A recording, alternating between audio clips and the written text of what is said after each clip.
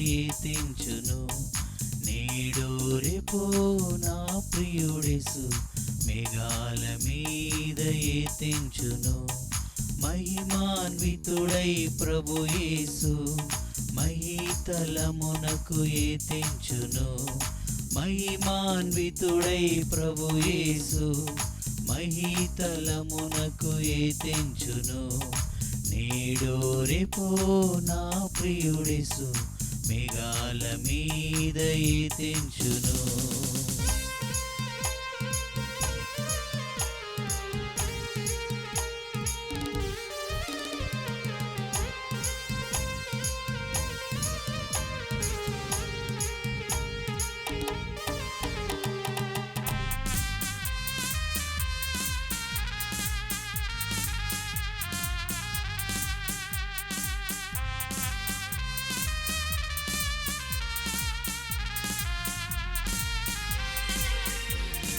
కడబుర స్వరము ధ్వనించగా ప్రియుని స్వరము వినిపించగా.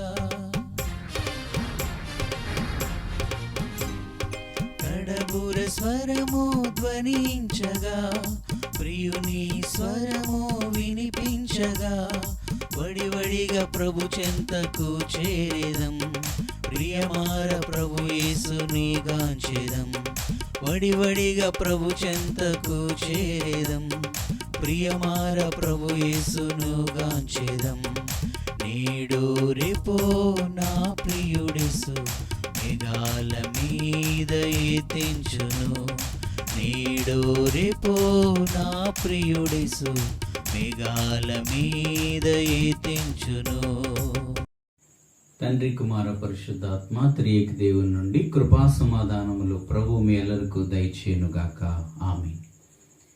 మరి ఈరోజు ప్రకటన గ్రంథం 1వ అధ్యాయము 10వ వచనం నుండి కొన్ని విషయాలు మనము ధ్యానం చేసుకుందాం. అంతకంటే ముందు చిన్న ప్రార్థన. కృప కలిగిన మా తండ్రి, ప్రకటన గ్రంథంలో ఉన్నటువంటి సువిశేషములు మాకు తెలియపరిచి, దేవా, మీ పరలోకపు రూపమును, మీ పరలోకపు యొక్క స్థితిని మేము ధ్యానించుచూ ఉండగా మీ బిడ్డలమైన మమ్మను మీరు బలపరిచి ఈ యొక్క నైనా ప్రకటన గ్రంథములో నుండి మాతో మాట్లాడమని లోకరక్షకుడును పెండ్లి కుమారుడుగా రాని యేసు నామమున ప్రార్థిస్తున్నాం తండ్రి. ఆమేన్. ప్రభునందు ప్రియులారా, ఈ దినమందు ప్రకటన గ్రంథము 1వ అధ్యాయము 10వ వచనములో నుండి మనము ధ్యానం చేసుకున్నట్లయితే, భక్తుడైనటువంటి యోహాను గారు ఆత్మవశుడై ఉన్నటువంటి స్థితిని వాక్యములో మనందరము కూడా చూస్తూ ఉన్నాం. ఆయన ఆత్మవశములోనికి వెళ్ళారు. పద్మసు ద్వీపములో ఆయన ప్రార్థన చేస్తూ దేవుని యొక్క సహవాసములో గడుపుతూ ఉన్నటువంటి భక్తుడైనటువంటి యోహాను గారు మరి ఆయనను ప్రాణాత్మ శరీరములతో జీవము కలిగినటువంటి దేవుడు మరి ఆత్మవశములోనికి తీసుకున్నటువంటి స్థితిని వాక్యములో మనందరం కూడా చూస్తున్నాం. భక్తుడైనటువంటి యోహాను గారు ఆత్మవశములో ఉండి పరిశుద్ధాత్మ వశమైనటువంటి స్థితిని మనం చూస్తున్నాం. ఆ దినమును గురించి మనం ఆలోచన చేసిన వారమైతే, ఆ దినము ప్రభువు దినము అని వ్రాయబడినటువంటి మాటను మనము వాక్యములో గమనించగలుగుతూ ఉన్నాం. ప్రభు దినమందే మరి యేసుక్రీస్తు ప్రభు మగ్దలేని మరియమ్మకు కనబడినటువంటి స్థితి, ఆ దినము యొక్క సాయంకాలమే మరి పునరుద్ధాన దినము యొక్క సాయంకాలమే శిష్యులకు కూడా కనబడి బలపరిచినటువంటి మరి పరిస్థితిని వాక్యములో మనందరము కూడా చూడగలుగుతున్నాం. యేసుక్రీస్తు ప్రభు ఆయన పునరుద్ధాన శక్తివంతమైనటువంటి దినమందు భక్తుడైనటువంటి యోహాను గారు ఆత్మవశములోనికి వెళ్ళారు అని వాక్యములో మనందరము కూడా గమనించగలుగుతున్నాం. ప్రభునందు ప్రియులారా, వాక్యములో మనం చూసినటువంటి వారమైతే ఆత్మవశుడైన తరువాత ప్రభువు భక్తుడైనటువంటి యోహాను గారితో మాట్లాడుతూ ఉన్నటువంటి శ్రేష్టమైనటువంటి సందేశమును మనందరము కూడా వాక్యంలో చూడగలుగుతున్నాం. ఎవరితో ప్రభువు మాట్లాడుతారు అని మనం గమనించినట్లయితే, ప్రభునందు ప్రియులారా, దైవజనులు దేవదాసయ్య గారు సన్నిధి పరులై ఉన్నారు. ఆయన మనకు కూడా సన్నిధి నేర్పించినటువంటి వారై ఉన్నారు.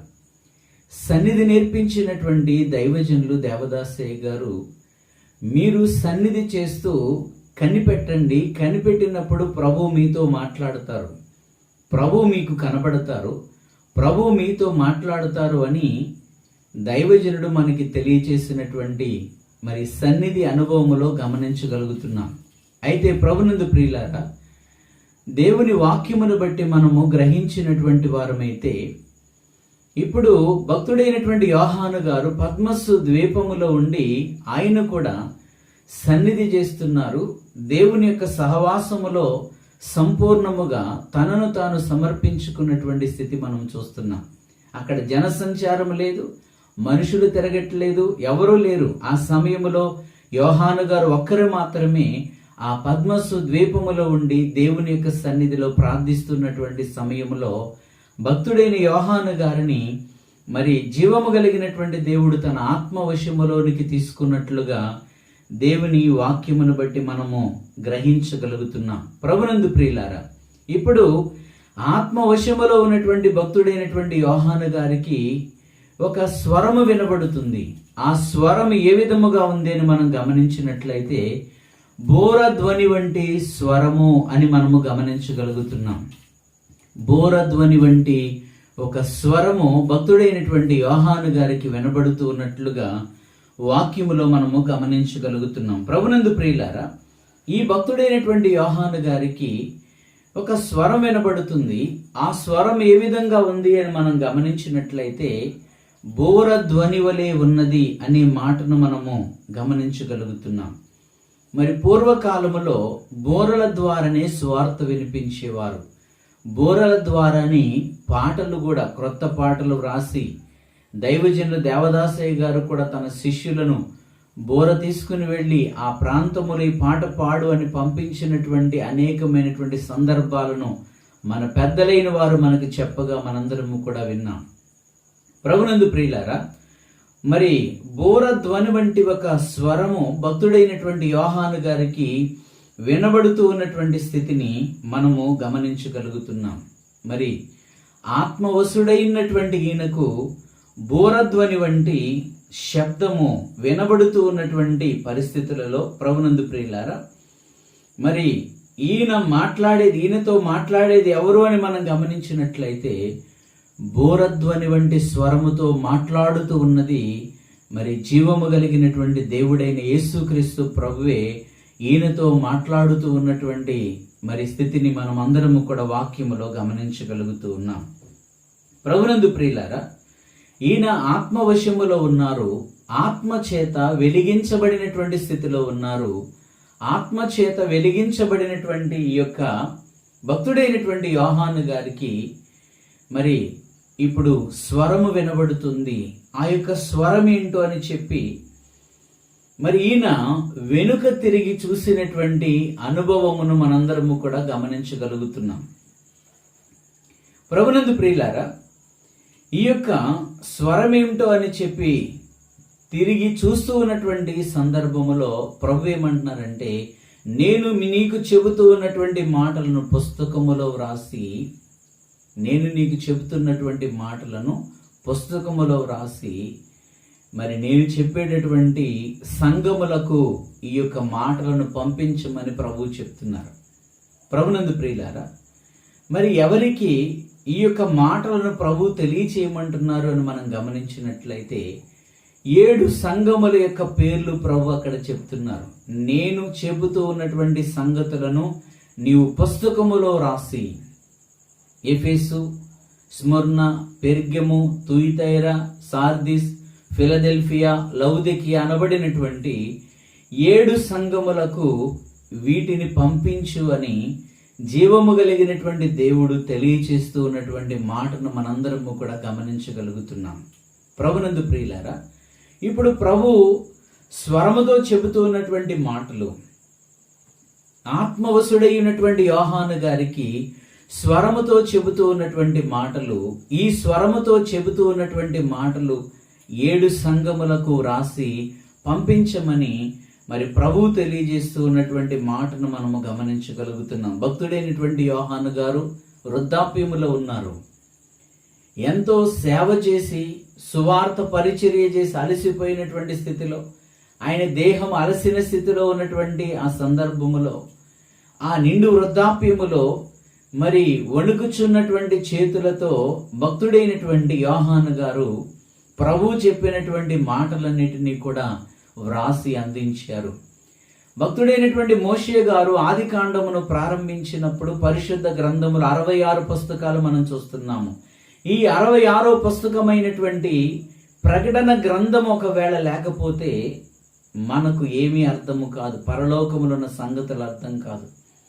పరలోకములోనికి వెళ్ళిన తర్వాత ఏ భక్తులైనా సరే, ప్రభువా ఇన్ని శ్రేష్టమైన స్థితులు ఈ పరలోకములో ఉంటే, ఇన్ని అంతస్తులు, ఇన్ని పరిస్థితులు నీవు ఇక్కడ కలుగజేస్తే మరి వీటిని మాకెందుకు చూపించలేదు, ఎందుకు తెలియచేయలేదు అని ప్రభుని భక్తులు అడగకుండా ప్రభు ఏం చేశారంటే సమస్తమును కూడా యోహాను గారికి తేటపరిచి సమస్తమును కూడా చూపించినట్లుగా దేవుని వాక్యమును బట్టి మనందరము కూడా గమనించగలుగుతున్నాం. ప్రభునందు ప్రియులారా, దైవజనులు దేవదాసయ్య గారు మాట్లాడుతూ ఒక మాట తెలియపరుస్తున్నారు.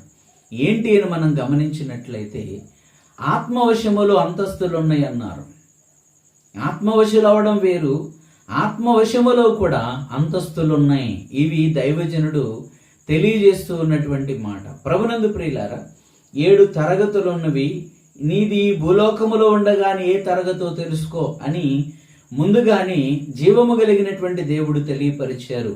అదే రీతిలో మనం గమనించినట్లయితే ప్రభునందు ప్రియులారా, మరి ఈ యొక్క సమయమందు మనం గమనించినట్లయితే మరి ఆత్మవశములో ఉన్నటువంటి అంతస్తులు ఉన్నాయి. ఆ అంతస్తులలో ఆత్మవశములో ఏ అంతస్తులో ఉన్నావో మరి నీవు తెలుసుకోవలసినటువంటి పరిస్థితి. వాక్యములో మనం చూసినట్లయితే యోహాను గారు ఆత్మవశములో ఉన్నటువంటి ఉన్నతమైనటువంటి అంతస్తు కలిగి యేసుక్రీస్తు ప్రభు తనకు చూపిస్తూ ఉన్నటువంటి సంగతులన్నిటినీ కూడా ఆయన మరి చూస్తూ, మరి ఆయన స్వరముతో మాట్లాడుతూ ఉన్నటువంటి మాటలన్నిటినీ కూడా ఆయన వ్రాస్తూ ఉన్నటువంటి స్థితిని దేవుని యొక్క వాక్యములో మనందరము కూడా గమనించగలుగుతున్నాం. ప్రభునందు ప్రియులారా, మరొక విషయాన్ని మనం గమనించినట్లయితే ఈ యొక్క భక్తుడైనటువంటి యోహాను గారు వృద్ధాప్యములో తన శరీరము, తన ప్రాణము, తన ఆత్మ, మరి ఈ 3 స్థితులలో దేవుడు కలుగజేసిన ఈ 3 స్థితులలో ఆత్మవశమైపోయి దేవుని యొక్క స్వరమును వింటూ, దేవుని యొక్క మాటలు వింటూ ఉన్నటువంటి మరి స్థితిని దేవుని వాక్యములో మనందరము కూడా చూడగలుగుతున్నాం. ప్రభునందు ప్రియులారా, ఇప్పుడు యోహాను గారికి వినబడుతూ ఉన్నటువంటి స్వరము గొప్ప స్వరము, బలమైనటువంటి స్వరము. ఇది పరలోకము నుండి వినబడుతూ ఉన్నటువంటి స్వరము. ఈ పరలోకము నుండి వినబడుతూ ఉన్నటువంటి స్వరమును భక్తుడైనటువంటి యోహాను గారు వింటూ ఉన్నారు. అయితే ప్రభు తెలియజేస్తూ ఉన్నటువంటి మాట ఏంటంటే, నేను చెప్పే సంగతులన్నీ కూడా నీవు రాసి ఈ 7 సంఘములకు పంపించు అని తెలియపరుస్తున్నారు. ప్రభునందు ప్రియులారా, ఈ లోకములో దేవుడు మనకు అప్పగించినటువంటి బాధ్యతల విషయంలో, దేవుని యొక్క సువార్త పనిలో, దేవుని యొక్క పరిచర్యలో దేవుడు మనకు ఏ విధమైనటువంటి బాధ్యతనైతే అప్పగించారో ఆ విషయంలో మరి భక్తుడైనటువంటి యోహాను గారు నమ్మకముగా దేవుడు చెప్పిన మాటలన్నీ వ్రాసి ఏ విధముగా సంఘములకు పంపించారో, అలాగే మనము కూడా ఈ లోకములో మనకు అప్పగించబడినటువంటి పనులను దేవుని సన్నిధిలో నమ్మకముగా చేయవలసినటువంటి వారమై ఉన్నాము. ప్రభునందు ప్రియులారా, దేవుని వాక్యములో మనం గమనించినటువంటి వారమైతే నువ్వు పంపించు. ప్రభు తెలియపరుస్తున్నారు, నేను నీకు చెప్పినటువంటి సంగతులన్నిటినీ నీవు రాసి నీవు 7 సంఘములకు పంపించు అని తెలియపరిచినటువంటి మాటను వాక్యమును బట్టి మనందరము కూడా గమనించగలుగుతున్నాం. ప్రభునందు ప్రియులారా, ప్రభు చెప్పినటువంటి మాటలు సంఘానికి చెప్పడమే భక్తుడైనటువంటి యోహాను గారి యొక్క బాధ్యత. ప్రభువు రాయమన్నటువంటి మాటలను వ్రాయడము మరి భక్తుడైనటువంటి యోహాను గారి యొక్క బాధ్యత. దైవజనులు దేవదాసయ్య గారు కూడా తెలియపరిచారట. ఆ కాలంలో వ్రాత వచ్చిన వారులారా వ్రాసుకోండి, రాబోయే తరాలకు ఉపయోగపడతాయి అని దైవజనుడు తెలియపరిచారు. ప్రభునందు ప్రియులారా, మరి ఇప్పుడు 2000 సంవత్సరాలు అవుతున్నప్పటికీ కూడా యోహాను గారు రాసినటువంటి ప్రకటన గ్రంథము, ఈ ప్రకటన గ్రంథమును బట్టి మరి సంఘం ఎంతో ధైర్యముగా దేవుని యొక్క పరిచర్య చేస్తూ, దేవుని యొక్క సువార్తను ప్రకటిస్తూ నిరీక్షణ కలిగి సాగుతూ ఉన్నటువంటి స్థితిని మనము వాక్యములో గమనించగలుగుతున్నాం. ప్రభునందు ప్రియులారా, మరి మనం ముందుకు వెళ్ళి గమనించినటువంటి వారమైతే భక్తుడైనటువంటి మరి యోహాను గారు దేవుడు చెప్పినటువంటి పని, జీవము కలిగినటువంటి దేవుడు తెలియజేసినటువంటి పని అంతటినీ కూడా మరి చేస్తూ దేవుని యొక్క మరి రాకడ వార్తను ప్రచురించినటువంటి స్థితిని మనందరము కూడా గమనించగలుగుతున్నాం. ప్రభునందు ప్రియులారా, ఇప్పుడు మనము ముందుకు వెళ్ళి వాక్యములో గమనించినటువంటి వారమైతే భక్తుడైనటువంటి యోహాను గారికి మరలా దర్శనము కనబడుతుంది. ఇప్పుడు ఈ దర్శనం ఏంటంటే 7 సువర్ణ దీప స్తంభముల మధ్య, మరి 7 సువర్ణ దీప స్తంభముల మధ్యన యేసుక్రీస్తు ప్రభు కనబడుతూ తన యొక్క రూపమును యోహాను గారికి చూపిస్తూ ఉన్నారు. ఆ రూపములో ఉన్నటువంటి విశేషములను మనము ధ్యానము చేసుకుందాం. అయితే ప్రభునందు ప్రియులారా, దేవుని వాక్యమును బట్టి మనం గమనించినటువంటి వారమైతే ఇప్పుడు స్వరమును విన్నారు. రెండవది యేసుక్రీస్తు ప్రభుల వారి యొక్క దివ్య దర్శనమును కూడా ఆయన చూస్తూ ఉన్నట్లుగా వాక్యములో మనము గమనించగలుగుతున్నాం. ఎప్పుడైతే ఆత్మవశులవుతారో, సన్నిధి చేస్తారో, సన్నిధి వశులవుతారో వారికి ప్రభు స్వరముతో మాట్లాడతారు. ప్రభు ఏం చేస్తారు అని మనం గమనించినట్లయితే ఆయన రూపమును కూడా చూపిస్తారు అనేటటువంటి విషయాన్ని మనందరము కూడా గమనించగలిగినటువంటి వారమై ఉన్నాం. అందుకని దైవజనులు దేవదాసయ్య గారు బైబిల్ మిషన్కు ఒక విశ్వాసం పెట్టారు. ఇది బైబిల్ మిషన్ విశ్వాసం అని తెలియపరిచారు. ఏంటని మనం చూసినట్లయితే దేవుడు నేడును కనబడును, నేడును మాట్లాడును, ఇది బైబిల్ మిషన్ విశ్వాసము అన్నారు. కాబట్టి బైబిల్ మిషన్ విశ్వాసమును బట్టి ప్రభు వైపు మనందరము కూడా చూస్తూ ఆత్మవశులమై, సన్నిధి వశులమై, ఆయన స్వరం వింటూ, ఆయన రూపమును చూస్తూ సాగిపోయే ధన్యత, కృప ప్రభు మనందరికీ దయచేయునుగాక. ఆమేన్. ప్రార్థన చేసుకుందాం. కృప కలిగిన మా తండ్రి, ప్రకటన గ్రంథములో నుండి మాతో మాట్లాడిన మహోన్నతుడా, ఈ మాటలు మా హృదయములో ముద్రించి మా ఆత్మీయ జీవితమునకు ఉపయోగపడే ధన్యత దయచేయమని లోకరక్షకుడును పెండ్లి కుమారునిగా రాని యేసు వారి పరిశుద్ధ నామమును అడుగుచున్నాం పరమ తండ్రి. ఆమేన్. పరలోకమందున్న మా తండ్రి, మీ నామం పరిశుద్ధపరచబడును గాక, మీ రాజ్యం వచ్చును గాక, మీ చిత్తం పరలోకమందు నెరవేర్చున్నట్లు భూమి యందు నెరవేరును గాక. మాకు కావలసిన అనుదిన ఆహారం నేడు మాకు దయచేయండి. మేడల అపరాధం చేసిన వారిని మేము క్షమించిన ప్రకారం మా అపరాధములు క్షమించుము. మమ్మల్ని శోధనంత ఎక్కడి నుండి తప్పించుము. రాజ్యము, శక్తి, మహిమ నిరంతరం నీవేనవి తండ్రి. ఆమేన్. ప్రవేశ రక్తమునకు చే అపవాది క్రియలకు లేం, ప్రవేశ రక్తమునకు చే అపవాది క్రియలకు లేం, ప్రవేశ రక్తము సంపూర్ణ విజయం, అపవాది క్రియలకు అనంతకాల నాశనము కలుగునుగాక. హల్లెలూయా, హల్లెలూయా, హల్లెలూయా. స్తోత్రం, స్తోత్రం, స్తోత్రం. ఆమేన్, ఆమేన్, ఆమేన్. మన ప్రభు రక్షకుడైన యేసుక్రీస్తు వారి యొక్క కృపా, తండ్రి దేవుని ప్రేమ, పరిశుద్ధాత్మ సహవాసం మనందరికీ తోడై నడిపించును గాక. ఆమేన్. అందరికీ మరణాతం.